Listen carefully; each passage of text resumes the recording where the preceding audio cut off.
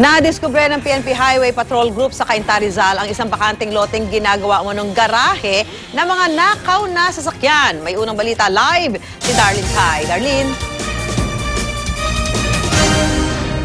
Susan, sa bisa ng isang search warrant ay sinalakay ng PNP Highway Patrol Group ang isang bakanteng lote na hinihinalang ginawang garahe umano ng mga ninakaw na sasakyan dito sa Barangay San Andres, Cainta, Rizal. 17 van, SUV at taxi ang nakita ng mga operatiba ng PNP HPG dito sa loob ng isang village sa Cainta. Nakuha raw ang mga ito sa pamamagitan ng iba't ibang modus gaya ng rentangay, rentsangla at pagkuha sa mga sinanglang sasakyan sa kasino at labas kasa. Maituturing na raw na sindikato ang nasa likod nito. Ang subject ng search warrant at mastermind umano ay isang Enrique de Guzman na may alias na Libis Dragon o Ricky Dragon. Financer daw siya sa kasino. Ang malawakang car scam na ito abot na hanggang Mindanao ang operasyon. Itong follow-up operation ngayong umaga ay resulta ng dalawang iba pang operasyon noong nakalipas sa 2 linggo.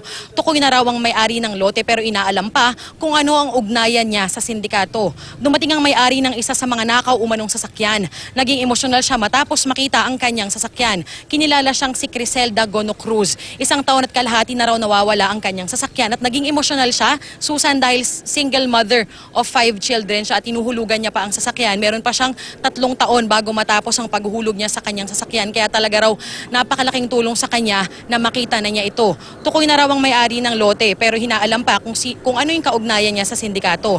Patuloy pang hinahanap ang mastermind na si De Guzman at iba pang mga kasabwat niya.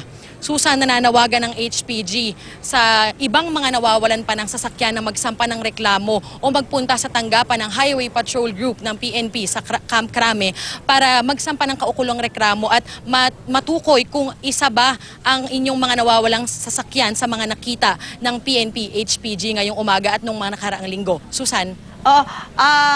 Darlene, sabi mo kanina, yung iba yung sa casino, yung sinasanla yung sasakyan kapag kailangan nila ng perang pangsugal, ano? Yung isang dumating dyan na may-ari ng isang sasakyan na sinasabi hinuhulugan, paano nakuha sa kanya yung sasakyan niya?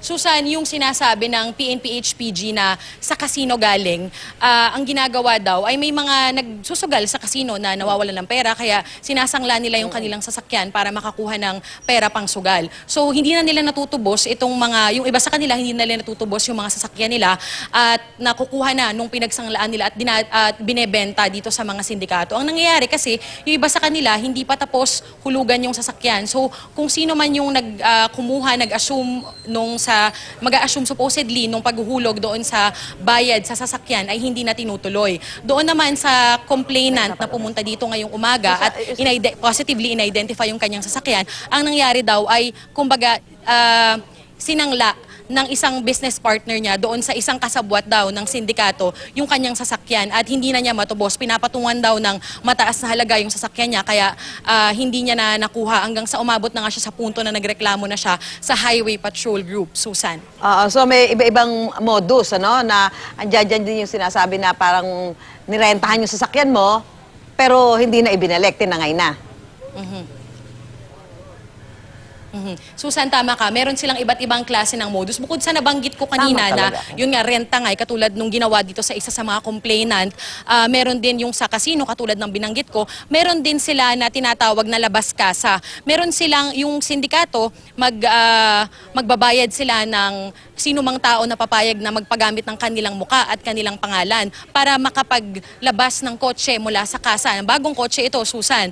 At kapag na-approve na yung kanilang mga papeles, yung mga requirements nila, supposedly ay huhulugan nila yung sasakyan. Pero bibili na ito ng sindikato mula sa kanila o kukunin na ng sindikato mula sa kanila kapalit ang certain amount of money. Tapos hindi na, itatakbo na yung sasakyan, hindi na itutuloy yung bayad. Kaya yun yung isa sa mga kumbaga modus pa na ginagawa nitong sindikato. Susan?